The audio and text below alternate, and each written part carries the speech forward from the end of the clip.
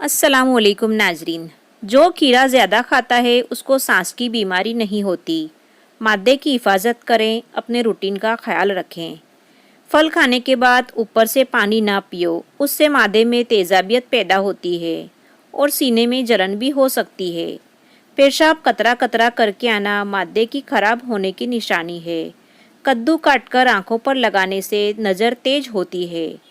جو بندہ کھانے کے بعد گڑ کا استعمال کرتا ہے اس کا معدہ اور حافظہ کبھی کمزور نہیں ہوتا۔ الائچی والی چائے پینے سے دانت کا درد ٹھیک ہو جاتا ہے۔ دودھ میں سونف ملا کر پی لو، کمر درد کے لیے بہت مفید ہے۔ ہمیشہ پانی پیتے وقت پانی کو دیکھ کر پیا کرو، نظر تیز ہونے لگے گی۔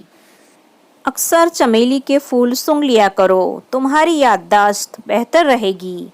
تربوز کھانے کے بعد تھوڑا سا نمک چاٹ لو، اس طرح بدہضمی نہیں ہوگی۔ نہر منہ کھجور کھانے سے معدہ ٹھیک رہتا ہے۔ پانی پینے کے دوران اکثر لیمبو کو چاٹ لینے سے موٹاپا جلدی کم ہو جاتا ہے۔ روزانہ ایک سیب کھانے سے کبھی بخار نہیں ہوگا۔ خواب کے اندر اپنی بیوی کو حاملہ ہوتے ہوئے دیکھنا بندے کے لیے خیر کی علامت ہے۔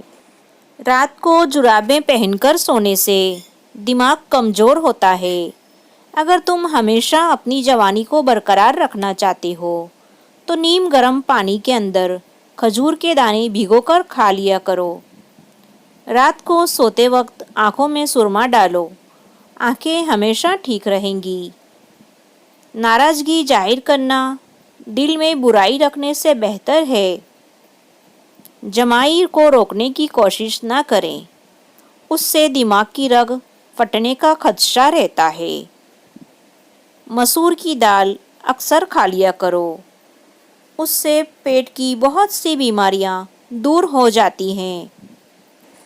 اپنے دماغ کو مضبوط کرنا ہے تو دہی کے اندر بادام ڈال کر ماتھے کی مالش کرو۔